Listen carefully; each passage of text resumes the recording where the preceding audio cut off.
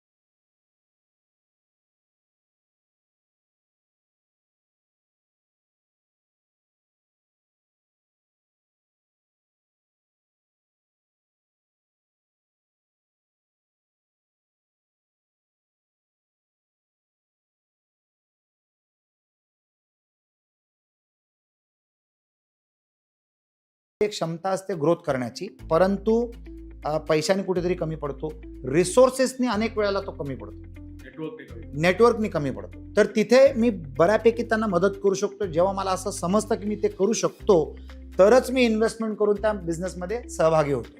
तर these are some of my parameters. म्हणजे impact करणं गरजेचं आहे, ट्रान्सपरन्सी ऑफ द पर्सन आणि द बिझनेस फायनान्शियल्स, या दोन्ही गोष्ट ट्रान्सपरंट असणं फार महत्वाचं आहे आणि business has to be profitable. So मला एक इंटरेस्टिंग स्टेटमेंट आवडलं, जे माझे एक दुसरे इन्व्हेस्टर फ्रेंड आहेत ते म्हणतात की मी इन्व्हेस्ट करताना दोनच गोष्टी बघतो, आयदर बंदे में दम होना चाहिए या धंदे में दम होना चाहिए. So either the person has to be very investable or the business has to be investable. तर लोकांना असं वाटतं की जर मी इन्व्हेस्टमेंट घेतली तर तो माणूस पैसे देतो म्हणजे तो मला डॉमिनेट करेल, माझं फ्रीडम जाईल, मला डिसिजन घ्यायला त्रास होईल किंवा तो माझ्या बिझनेसमध्ये खूप जास्त इंटरफिअर करेल. तर प्युअर इन्व्हेस्टर आणि स्ट्रॅटेजिक इन्व्हेस्टर ह्यातला फरक मला वाटतं लोकांना पण समजून सांगायला हवा. What do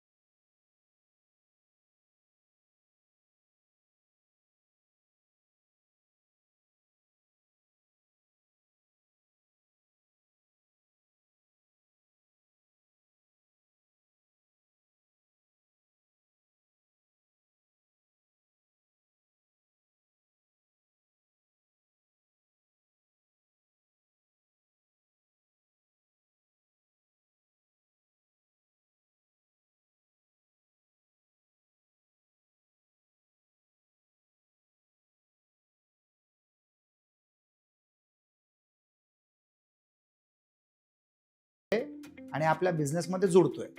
it is a smart way of acquiring a great human resource. Human resource जो फक्त पैसे घेऊन येत नाहीये, तर त्याची पूर्ण इकोसिस्टीम त्याच्याबरोबर घेऊन येतोय. Every smart businessman in this world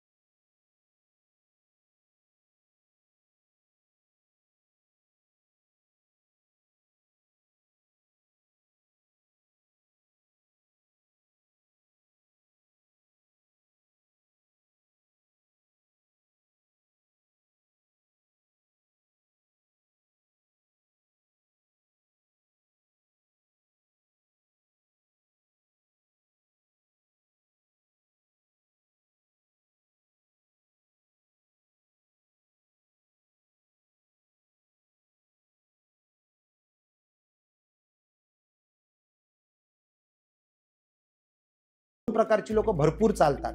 एक आहे बॉलिवूड एंटरटेनमेंट आणि दुसरं आहे स्पर्धा क्रिकेट. आणि क्रिकेट प्रत्येक भारतीय नागरिकासाठी it is like a religion. तर ह्याच्यातनं कोण जर तुमच्याकडे स्ट्रॅटेजिक इन्व्हेस्टर जर झालं तर ऑटोमॅटिकली तुम्हाला प्रचंड प्रमाणात मीडिया फ्री मिळते. कारण जेव्हा हे लोक अनाऊन्स करतात तेव्हा त्यांची जी जनता असते, जे त्यांना फॉलो करतात, त्यांना 40 मिलियन 60 मिलियन 150 मिलियन लोक फॉलो करतात. तर त्या जनतेपर्यंत तुमचा मेसेज, तुमचं प्रोडक्ट आणि तुमची सर्व्हिस फ्री ऑफ कॉस्ट पोचते. ते जुडल्याबरोबर तुमची व्हॅल्युएशन वाढते. तर एक बिझनेस स्ट्रॅटेजिक इन्व्हेस्टर असावा आणि एक सेलिब्रिटी स्ट्रॅटेजिक इन्व्हेस्टर असावा.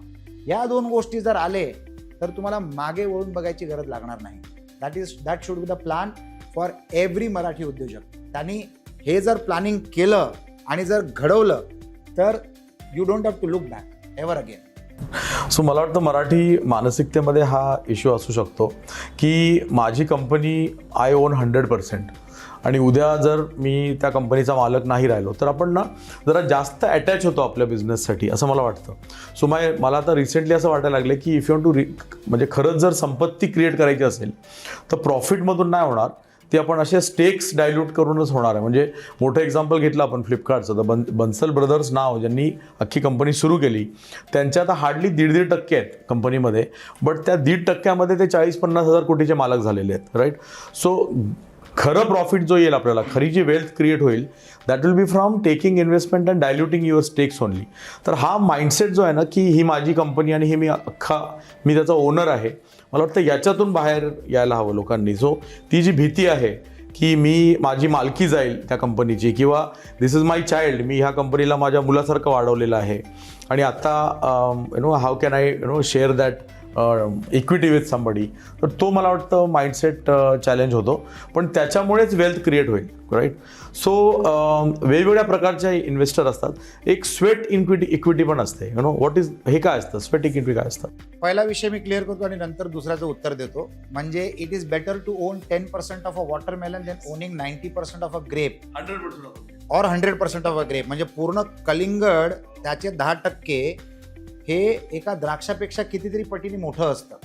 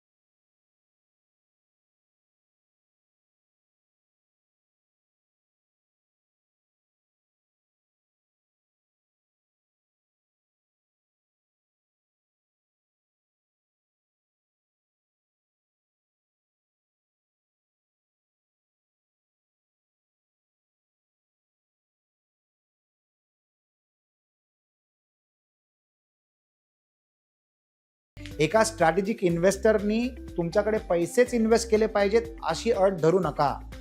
जर तुम्हाला